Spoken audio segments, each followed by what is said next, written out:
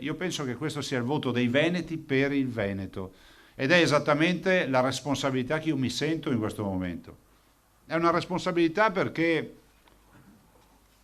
da un lato quando hai tutto questo consenso ti senti la responsabilità di dover ancora dare più risultati. Un Luca Zaia quello che parla dopo l'esito travolgente di queste elezioni, che guarda ancora una volta l'elettorato conscio di aver raccolto un voto bipartisan che ora deve tradurre in azioni, e subito mette in chiaro quale sarà l'azione che spingerà il suo terzo mandato. Per noi la madre di tutte le battaglie resta l'autonomia.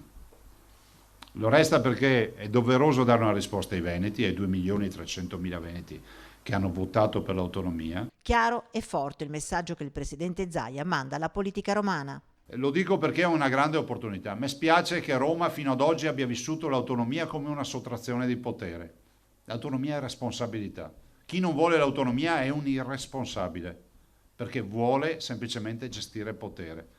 Penso che i tempi siano maturi, penso che Roma non possa non tener conto di questo grande voto che abbiamo avuto dai Veneti.